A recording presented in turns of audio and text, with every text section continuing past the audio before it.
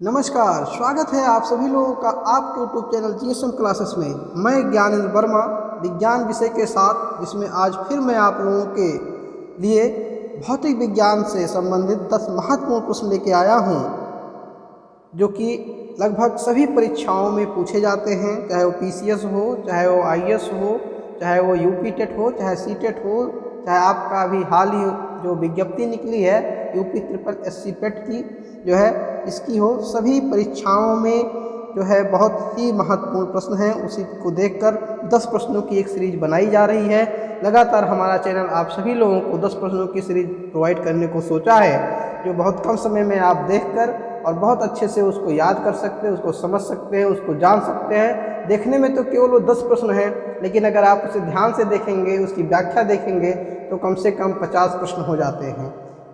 ठीक, 30 से 50 प्रश्न हो जाते हैं। तो आइए आज आपके समक्ष आज का पहला क्वेश्चन स्क्रीन पर देखिए। कार्य का मात्रक है। आप सब लोग जानते हैं, ये प्रश्न मैं बता दूं, पीसीएस यूपी पीसीएस तक आया है, ये 96 में भी आया था। लगातार इस प्रश्नों की आवृत्ति हो रही है, बार बार ये आ रहा है। बहुत ही महत्वपूर्ण क्वेश्चन है। तो कार्य का मात्रक के 4 ऑप्शन दिए हैं आपके। जूल दिया है, न्यूटन है, वाट है और डाइन है। तो देखिए, कार्य का जो मात्रक होता है वो जूल है। क्या है? जूल। ठीक, तो यूनिट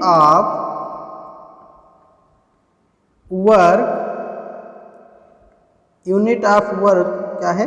जूल है। यूनिट ऑफ वर्क जूल है। ठीक, ये आपके इस प्रश्न का उत्तर हुआ। लेकिन मैं आपको जैसा बताया कि देखने में तो एक प्रश्न है, लेकिन इसके उत्तर और भी हैं। तो उस तरीके से मैं बता दूं, यहाँ पर 3 और हैं आपके। ठीक, तो जो 3 है उस पर भी मैं चर्चा कर दूं कि वो 3 कौन कौन से हैं। देखिए, दूसरा जो इसमें है न्यूटन। न्यूटन जो यूनिट है, ठीक, वो फोर्स की यूनिट होती है। ठीक, फोर्स का मात्रक होता है, यानी बल का मात्रक होता है। SI unit of force is Newton. ठीक, तो ये आपका हो गया। फिर आपकी वाट की बात करें तो ये पावर की होती है। इलेक्ट्रिक पावर की जो यूनिट होती है वो वाट होती है, आप में लिखा हुआ है। ठीक, तो ये वाट हो गई। और मैं अगर डाइन की बात करूं, जो डाइन लिखा है आपका, ये जो डाइन है, डाइन होता है सीजीएस यूनिट। क्या होता है? CGS unit. अभी चलिए आपको मैं चर्चा कर दूं कि ये सीजीएस यूनिट क्या होता है और एसआई यूनिट क्या होता है। इन सारी चीज़ों के बारे में हम चर्चा करते हैं। देखिए, जो मेजरिंग सिस्टम प्रणाली है, मापन जो प्रणालियां हैं, ठीक, वो बेसिकली जो है आपकी 4 हैं। पहला है एमकेएस प्रणाली। क्या है? एमकेएस। दूसरा आपका है सीजीएस। तीसरा है आपका एफपीएस और चौथा है आपका एसआई यूनिट। ये 4 जो है मेजरिंग सिस्टम प्रणालियां हैं, जिसके अंतर्गत हम वस्तुओं का मापन करते हैं। जो एमकेएस है, इसमें जो लंबाई है वो मीटर में मापी जाती है, और जो वेट भार है, द्रव्यमान है जो, वो किलोग्राम में मापा जाता है। ठीक, और जो समय होता है उसको हम सेकंड में मापते हैं। सीजीएस यूनिट होती है, उसमें जो लंबाई होता है उसको हम सेंटीमीटर में मापते हैं। ठीक, और जो द्रव्यमान होता है उसको ग्राम में, और जो समय होता है उसको सेकंड में। इसी तरीके से एफपीएस जो होता है, उसमें लंबाई को हम फीट में मापते हैं, और जो मास होता है उसको हम पाउंड में, और जो समय होता है उसको हम सेकंड में। और जो एसआई यूनिट है, ये इंटरनेशनली स्टैंडर्ड यूनिट है। क्या है? इंटरनेशनली स्टैंडर्ड यूनिट है। ठीक, ये यूनिट हर जगह मान्य है। वर्तमान समय में इसका बहुत प्रचलन है। आप लोग स्क्रीनशॉट भी इसका ले सकते हैं। तो यहाँ पर देखा जाए तो जो प्रश्न था आपका, अभी हमने जो आपकी चर्चा की कि कार्य का मात्रक क्या है, तो उत्तर तो आपका ये जूल है। उत्तर तो आपका ये जूल है कि हाँ, इसका मात्रक जूल होता है। लेकिन अगर न्यूटन की बात करें तो बल का मात्रक न्यूटन होता है। वो कैसा मात्रक है? एसआई यूनिट है। कैसा है? एसआई है। और वाट आपका इलेक्ट्रिक पावर का होता है, जिसको कहते हैं विद्युत शक्ति या शक्ति कहते हैं। और जो डाइन होता है वो सीजीएस यूनिट ऑफ फोर्सेज का डाइन होता है। ठीक, तो ये आपका पहला क्वेश्चन हो गया। चलिए आइए अब हम बात करते हैं दूसरे क्वेश्चन की। ठीक, दूसरा क्वेश्चन देखिए बहुत ही शानदार क्वेश्चन, बहुत पूछा जा रहा है। तो दूसरा क्वेश्चन प्रकाश वर्ष इकाई है, यानी जो प्रकाश वर्ष है, जो लाइट ईयर आपका है, ठीक, लाइट ईयर जिसको आप प्रकाश वर्ष कहते हैं, ये पूछ रहे हैं कि ये किस चीज़ की यूनिट है। ठीक, प्रकाश वर्ष किसकी यूनिट है? तो आपके 4 ऑप्शन दिए हुए हैं। पहला ऑप्शन दूरी का, दूसरा समय का, तीसरा प्रकाश की चमक का और चौथा प्रकाश की तीव्रता का। ठीक, तो आइए इसको हम चर्चा करते हैं कि ये किसकी यूनिट है। ठीक, तो ध्यान से देखिए, प्रकाश वर्ष जो इकाई होता है वो दूरी का होता है। किसका होता है? दूरी का। देखिए ये खगोलीय यूनिट होती है। प्रकाश वर्ष एक वर्ष में प्रकाश द्वारा चली गई दूरी होती है। ठीक, यानी एक वर्ष में प्रकाश के द्वारा चली गई दूरी को क्या कहते हैं? हम एक प्रकाश वर्ष कहते हैं। क्या कहते हैं? एक प्रकाश वर्ष कहते हैं। और यूनिट होता है किसका? दूरी का यूनिट होता है। वैसे अगर आपसे प्रश्न पूछे, बहुत ही वेल नोन प्रश्न पूछा जाता है कि दूरी का सबसे बड़ा मात्रक बताइए। क्या पूछा जाता है? दूरी का सबसे बड़ा मात्रक, तो वो होता है क्या? पारसेक होता है। क्या होता है? पारसेक होता है। ठीक, तो दूरी का सबसे बड़ा अगर यूनिट है तो पारसेक है। लेकिन अगर प्रश्न में आपके अगर इस तरीके से पूछते हैं कि प्रकाश वर्ष इकाई है किसकी, तो दूरी की है। और फिर हम पुनः बात कर लें अभी जस्ट समय का आप जानते हैं कि यूनिट क्या होती है? सेकंड होती है। ठीक, इसको अगर हम बात कर लें समय का, तो एक यूनिट किसकी होती है? समय की यूनिट क्या होती है? सेकंड होती है। क्वेश्चन ऐसे हो गए 2 प्रश्नों से। आइए अब हम तीसरे प्रश्न पर जाते हैं, देखते हैं वो कौन सा है। बहुत ही अच्छा प्रश्न है आपके लिए, फैक्चुअल है। ठीक, 1 हार्स पावर में कितने यूनिट होते हैं? 1 हार्स पावर। ठीक, बहुत ही अच्छा क्वेश्चन है। तो 1 हार्स पावर यानी 1 HP। आप देखिए पंपिंग सेट जो होते हैं गाँव में, उनमें सबसे पहले आपसे ये पूछे कितने लोग कहते हैं कितने हार्स पावर लाए हो, लेकिन होता क्या है? वो हार्स पावर होता है। ठीक, तो 1 हार्स पावर इक्वल टू 746 वाट, ये इतना होता है। यानी राइट आंसर आपका क्या होगा? 746 वाट। क्लियर है? तो ये आपके तीसरा क्वेश्चन हो गया। बाकी इसमें जो 750, 748 ये अंक दिए हुए हैं, इनका कोई विशेष, ये फैक्चुअल है बिल्कुल। तो आप इसको ऐसे समझिए कि 1 हार्स पावर बहुत ही इंपॉर्टेंट क्वेश्चन है ये। और मैं बता दूं ये पीसीएस रैंक तक पूछा जाता है एग्जाम में, तो ये भी बहुत अच्छा क्वेश्चन है आपका। अब आते हैं हम आपके चौथे क्वेश्चन पर, शक्ति का मात्रक। देखिए अभी हमने बात की पहले क्वेश्चन में शक्ति किसका मात्रक है या शक्ति का मात्रक क्या है, सारी चर्चा की। शक्ति को बोलते क्या? पावर बोलते। क्या बोलते? पावर। ठीक, तो शक्ति का मात्रक अगर यहाँ आपको मैं पहले बताया, आपको सब बहुत आसानी होगी जानने में। शक्ति का मात्रक है क्या? वाट है। ये देखिए ऑप्शन, पावर जो यूनिट होता है इसका क्या होता है? वाट होता है। ठीक, वाट होती है इसकी यूनिट। अब बाकी जो 3 यूनिटें हैं उस पर अगर हम चर्चा कर लें, ठीक, तो जो जवाब होगा वो आपका, इसका जवाब तो आपका यही है कि जो है वाट ही है। लेकिन अगर हर्ट्ज किसकी यूनिट होती है तो मैं आपको बता दूं, हर्ट्ज फ्रीक्वेंसी की होती है। फ्रीक्वेंसी का मतलब होता है आवृत्ति। क्या होता है? आवृत्ति। तो हर्ट्ज इसकी यूनिट होती है। वोल्ट जो होती है वो विभवांतर की यूनिट होती है। ठीक, किसकी यूनिट होती है? विभवांतर की। ठीक, और जो न्यूटन होता है वो हमने चर्चा भी कर दिया है कि बल का जो मात्रक होता है वो हमारा क्या होता है?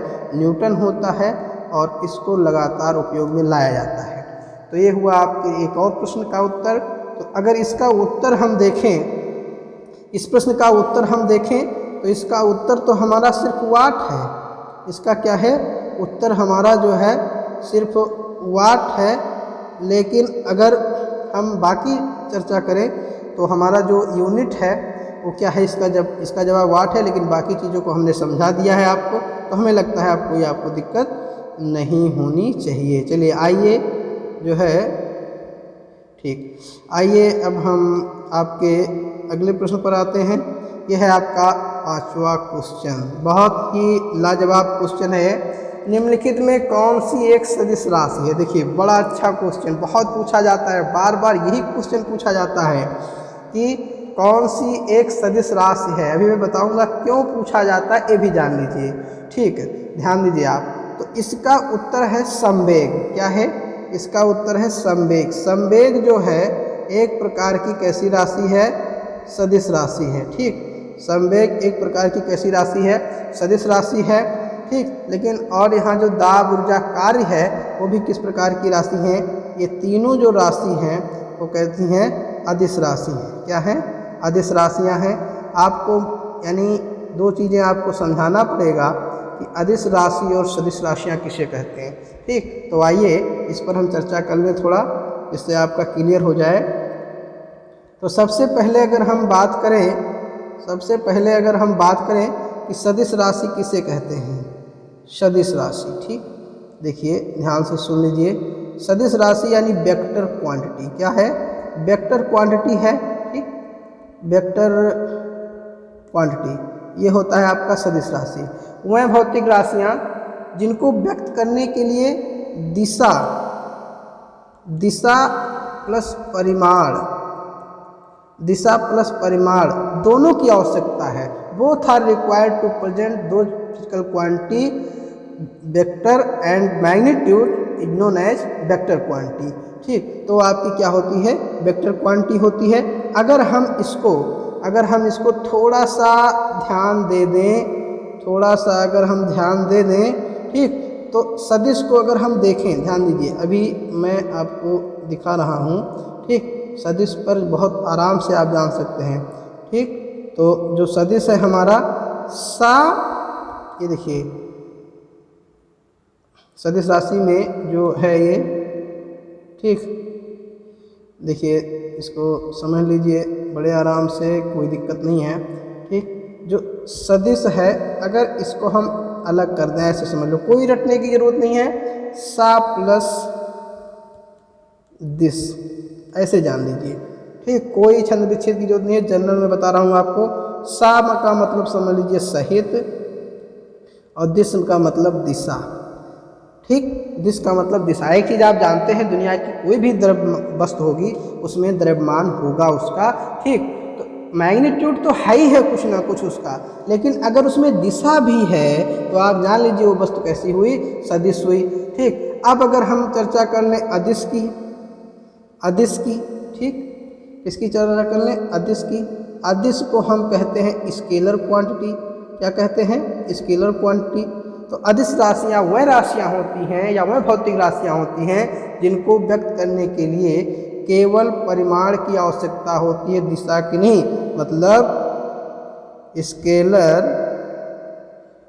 क्वांटिटी, स्केलर जो क्वांटिटी होती है ओनली हैविंग मैग्नीट्यूड। ओके, क्या होता है? Magnitude, not direction. आप कैसे भी जान लें, समझ लें क्या होता है। मतलब कुल मिला के वह भौतिक राशियाँ जिनको व्यक्त करने के लिए या रिप्रेजेंट करने के लिए केवल परिमाण की आवश्यकता होती है। किसकी आवश्यकता होती है? परिमाण की, दिशा की नहीं। वह क्या होती हैं? अदिश राशियाँ होती हैं। ठीक, एक चीज़ मैं और आपको बता दूँ, अक्सर लोग कहते हैं भाई ट्रिक क्या होती है। ठीक, देखिए ट्रिक की अगर हम बात कर लें तो सदिश को कहते हैं जिस भौतिक राशियों में वा या बा आ जाए वो लगभग सदिश होती है। सही बात है, लेकिन अगर आपसे कोई पूछे कि दाब और द्रव्यमान कैसी राशि है, तब आप क्या कहेंगे? देखिए ये आपकी कौन सी राशि है? ये आपकी अदिश राशि है। क्या है? अदिश राशि है। ठीक, वहीं वेग, विस्थापन, संवेग, ये सब कैसी राशि है? सदिश राशि है। तो कुल मिलाकर आप जब कोई भौतिक क्वांटिटी हो तो उसको आप थोड़ा मन से सोचिए कि क्या अगर इस पे प्रश्न किया जाए तो क्या दिशा की भी जरूरत पड़ती है? अगर नहीं पड़ती है तो आप जान लीजिए कि वो जो है अदिश होगी, और अगर ज़रूरत पड़ती है तो दिशा की ज़रूरत होगी। जैसे अगर आपसे कोई पूछे दूरी और विस्थापन की बात करें, अक्सर ये दोनों चीज़ एक साथ रहती हैं और आपसे पूछा जाता है। तो दूरी अगर आपसे पूछे कैसी राशि है, तो दूरी भाई अदिश राशि है। आपसे पूछ ले कि यहाँ से भाई प्रयागराज आपके घर से कितनी दूरी पर है, तो आप कह देंगे कि इतने किलोमीटर है। ठीक, विस्थापन अगर हुआ, आपके पास कोई व्यक्ति बैठा है तो पूछ रहा है कि ये व्यक्ति कहाँ गया, तो आपको दिशा भी बतानी पड़ती है। फिर पूछता है कितनी दूर होगा, यानी मैग्नीट्यूड और डायरेक्शन दोनों जो है ज़रूरत पड़ती है किसको, विस्थापन के लिए। इसलिए हम कह सकते हैं क्या कि विस्थापन हमारी सदिश राशि है और दूरी हमारी कैसी राशि है, अदिश राशि है। ठीक, अब हमें लगता है कि आप लोग समझ गए होंगे। तो आइए अब अगले प्रश्न पर आते हैं। ठीक, यह आपका क्वेश्चन है 6 नंबर का। ठीक, और बहुत ही प्यारा क्वेश्चन है कि मानव शरीर का भार होता है। आपको मैं बता दूं, मानव शरीर का जो भार होता है, ठीक, वो कहाँ होता है। आपके पास 4 ऑप्शन हैं और 4 ऑप्शन बड़े ध्यान से आपको देखना है कि मानव शरीर का भार। पहला जो ऑप्शन है वो देखिए ध्रुवों पर अधिकतम, दूसरा ऑप्शन है पृथ्वी की सतह पर सब जगह समान, विषुवत रेखा पर अधिकतम, मैदानी भागों की अपेक्षा पर्वतों पर अधिक। ठीक, ये 4 ऑप्शन हैं। मैं कह दूं इनमें कौन सही है, तो हमें लगता है सब लोग जानते होंगे, बहुत वेल नोन क्वेश्चन है ये। आपको मैं बता दूं जितने भी क्वेश्चन लोग हैं ये सब पीसीएस परीक्षाओं में आ चुके हैं। किसी भी परीक्षा में अभी जो आपकी जूनियर वैकेंसी भर्ती आ रही है, ये परीक्षा है टीजीटी पीजीटी है, तो अक्सर पीसीएस साइड के क्वेश्चन जो है टीजीटी पीजीटी में पूछे जाते हैं, तो उनके लिए भी बहुत ज़रूरी है ये। ठीक, तो मानव शरीर का अधिकतम भार होता है, हमें लगता है कि आप लोग जान गए होंगे। ठीक, इसका जो राइट आंसर है वो आपका क्या है, ध्रुवों पर। ठीक, कहाँ है, ध्रुवों पर। पृथ्वी की सतह सब जगह एक समान नहीं, ऐसा नहीं हो सकता, क्योंकि देखिए गुरुत्वीय त्वरण का मान भार के लिए आप देखिए फार्मूला लिखते हैं W बराबर mg, यानी जो W है ना वो किस पे डिपेंड करता है, G पर भी डिपेंड करता है और M पर भी डिपेंड करता है, दोनों पर डिपेंड करता है। ठीक, तो अगर G का मान सब जगह एक समान नहीं है तो भार कैसे एक जगह समान हो जाएगा, नहीं होगा समान। तो इसलिए यहाँ ये ऑप्शन भी और आपके नहीं बन रहे हैं कोई, तो यानी ओनली 1 ऑप्शन है, मतलब इज राइट। क्या है, मैक्सिमम एट पोल, यानी ध्रुवों पर अधिकतम होता है। ये आपका छठा क्वेश्चन है। लाइए अब आपको नेक्स्ट क्वेश्चन आते हैं, रॉकेट किस सिद्धांत पर कार्य करता है। ये देखिए बहुत अच्छा सवाल है, रॉकेट किस सिद्धांत पर कार्य करता है। ठीक, मैं आपको बता दूं सिद्धांत की बात आएगी तो सिर्फ और सिर्फ संवेग संरक्षण के सिद्धांत पर कार्य करता है। संवेग संरक्षण पर सिद्धांत पर कार्य करता है रॉकेट। ठीक, अभी एवोगैड्रो परिकल्पना, बर्नौली प्रमेय, बर्नौली प्रमेय तो आपकी जो है द्रव भौतिकी के अंतर्गत आ जाएगा, फ्लूइड मैकेनिक्स आ जाती है। ऊर्जा संरक्षण क्या होता है, संरक्षण का मतलब, संरक्षण का नियम आप क्या जानते हैं कि ऊर्जा ना तो नष्ट की जा सकती है और ना पैदा की जा सकती है। ठीक, बर्नौली प्रमेय आती है जो लिखना रहता है rho plus half P plus half rho B square plus 4gh। ठीक, तो ये आपका जो है वो होता है एवोगैड्रो परिकल्पना। तो ये क्वेश्चन बहुत ही अच्छा आता है, रॉकेट किस सिद्धांत पर कार्य करता है। उत्तर आपका क्या होना चाहिए, संवेग संरक्षण के सिद्धांत पर कार्य करता है। ठीक, तो ये भी एक और बेहतरीन क्वेश्चन। इसी के साथ अगला क्वेश्चन है, आप एक वस्तु के जड़त्व की प्रत्यक्ष निर्भरता है। भाई जड़त्व बड़ा अच्छा सवाल है। ठीक, जड़त्व किस पर निर्भर करता है, ये बात है। ठीक, तो मैं आपको बता दूं ये जो जड़त्व है वो है क्या, ये जानिए। जड़त्व क्या होता है, जड़त्व का मतलब जड़ता, अपनी बात पे अडिग रहे। भाई गैलीलियो ने जड़त्व का नियम दिया, उन्होंने क्या कहा कि कोई वस्तु तब तक उसी अवस्था में रहती है जब तक कि उस पर कोई वायु बल ना कार्य करता हो, और यही जो है बल का जो यही आपका न्यूटन का प्रथम नियम भी है। ठीक, तो जो बस अब है कि किस पर, तो आपको बताया कि जड़त्व द्रव्यमान जड़त्व की माप होती है, ये भी जानते हैं आप। तो जड़त्व की प्रत्यक्ष निर्भरता वो द्रव्यमान पर होती है, किस पे होती है, द्रव्यमान पर होती है, ना वेग पर होती है ना आयतन मन संवेग। तो इसका राइट उत्तर जो हमारा होगा वो क्या होता है, द्रव्यमान। ठीक, तो हमें लगता है आप समझ गए होंगे। मैं आपको बता दूं जड़त्व के अगर प्रकार की चर्चा करते हैं तो जड़त्व 3 प्रकार की किए जाते हैं। एक तो आपका होता है गति का जड़त्व, ठीक, गत का जड़त्व। एक आपका होता है विराम का जड़त्व, विराम का जड़त्व, और एक आपका होता है दिशा का जड़त्व। किसका होता है? दिशा का जड़त्व। देखिए गत का जड़त्व आप कभी सोचे हैं कि आप अचानक जा रहे हों, ठीक, और जैसे ब्रेक कोई लेता है, चाहे बस पे हो चाहे साइकिल पे हो, अचानक ब्रेक लेता है तो आप आगे की ओर गिर जाते हैं। आपका प्रश्न आता है कि बसों के ऊपर कैरियर पे जब सामान रखा जाता है तो उसको बांधा क्यों जाता है? इसलिए कि वो जुड़ा न, लेकिन कॉन्सेप्ट क्या है कि वो गति के जड़त्व के कारण जड़त्व होता है वस्तु का वह गुण जो स्वयं की अवस्था में होने वाले परिवर्तन का विरोध करती हो। क्या कहलाती है? जड़त्व कहलाती है। ठीक, तो जब वो चल रही होती है, अचानक रुक गई तो उसका विरोध तो करती है, वो रुकना नहीं चाहती लेकिन वो चलना ही चाहती है। ठीक, तो इसलिए उसको हम कह दिए गत का जड़त्व। विराम का जड़त्व क्या है? कोई वस्तु रुकी हो तो वो परिवर्तन में विरोध करेगी ना स्वयं, यानी वो चलना नहीं चाहेगी, लेकिन आप क्या करेंगे? उसे चलाएंगे। अचानक चल दिए लेकर तो पीछे वाला बैठा भी जो कैरल पे बैठा होगा ना, वो पीछे ही गिर जाएगा। तो इसे कहते हैं विराम का जड़त्व। फिर आइए हम दिशा का जड़त्व समझते हैं। दिशा का जड़त्व को समझने के लिए आप ऐसा करिए, आप कभी मोड़ पर जब मुड़ते हैं, ठीक, साइकिल से, तो अगर स्पीड कम नहीं करते हैं तो आप मुड़ते नहीं, आप सीधे चले जाते हैं। यानी आप देखिए झूले वगैरह पे जो राउंड होते हैं, आप किसी से तन जाती है मुड़ने के लिए, ठीक, तो मुड़ना नहीं चाहती लेकिन आप मोड़ते हैं तो उसको मुड़ने के लिए जो भी आपके बल की जरूरत पड़ती है। ठीक, तो दिशा की जरूरत आपकी वो हो गई। तो इस तरीके से हम इस जड़त्व को समझ लिए। हमें लगता है आपको भी जड़त्व का कॉन्सेप्ट समझ गया होगा। जड़त्व का नियम, न्यूटन का जो है प्रथम नियम, और जो आपका ये है गैलीलियो का नियम, ये सब आपके एक ही चीज़ है। और बड़ा अच्छा सवाल आता है, ठीक, तो एक वस्तु के जड़त्व की प्रतिनिर्भरता किस पे होती है? वो होती है आपके द्रव्यमान पर। ये आपका राइट आंसर है, हमें लगता है आप समझ गए होंगे। देखिए 9वां क्वेश्चन कह रहे पत्थर को ठोकर मारने से व्यक्ति को चोट लगने का कारण है। आप बताइए। ठीक, आप बैठे हो, आप किसी को कुछ कहेंगे तभी तो वो कुछ कहेगा आपको। आप अगर किसी से कुछ नहीं बोलेंगे तो आपको कुछ नहीं कहेगा। ठीक, तो ऐसे ही पत्थर, भाई आप ठोकर जब मारते हैं तो आपको चोट क्यों लगती है? आप पत्थर को उठाइए, आप किसी फर्श पर अपना हाथ पटकते हैं तो उस पर आपको भी चोट लगती है। क्यों? क्योंकि जो आप कर रहे हैं वही नीचे से भी प्रतिक्रिया स्वरूप आ रहा है। और ये है न्यूटन का तृतीय नियम, जिसको कहते हैं क्रिया प्रतिक्रिया का नियम, एक्शन रिएक्शन के नियम। यानी इसका अगर फार्मूला F12 = -F21, ये फार्मूला हो जाता है इसका। यहाँ से हम समझते हैं क्या कि अगर आपके पास ऐसे सवाल आ जाए कि पत्थर को चोट मारने से व्यक्ति को चोट लगने का जो कारण है, उसका सही उत्तर आपका क्या है? प्रतिक्रिया है। अक्सर लोग जड़त्व भी लगा देते हैं लेकिन जड़त्व वहाँ नहीं होता है। ठीक, यहाँ क्या होता है? प्रतिक्रिया होता है। और ये न्यूटन का थर्ड लॉ है, क्रिया प्रतिक्रिया। द्वितीय लॉ संवेग परिवर्तन की दर जो है उस पर लगाया गए बल एवं जो है त्वरण के अनुक्रमानुपाती होती है। F = m में आता है।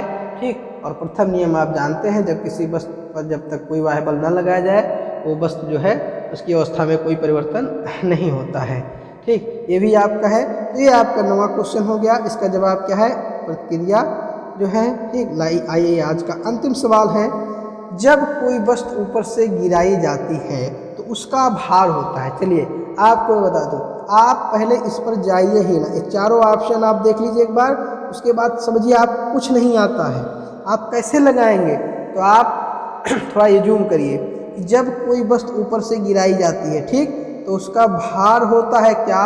शून्य, अपरिवर्तित, परिवर्तनशील, सभी गलत।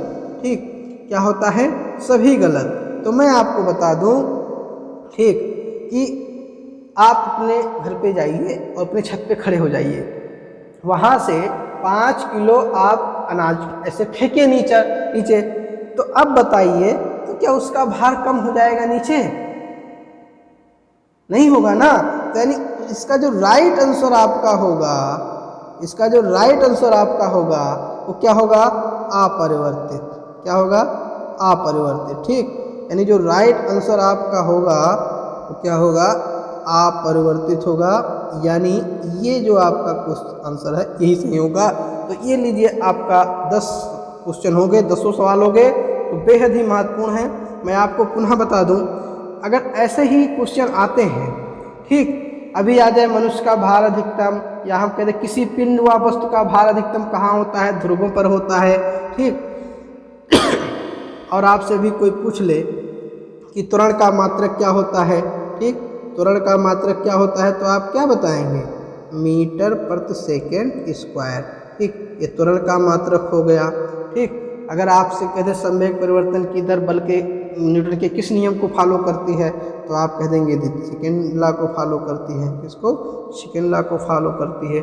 ठीक, तो इस तरीके से बहुत हमें लगता है ये सेशन आपको बहुत अच्छा लगा होगा, और आप सभी से उम्मीद है कि आप लोग कमेंट सेक्शन में जाकर ज़रूर इसके बारे में हमें बताएंगे आज का सेशन कैसा रहा।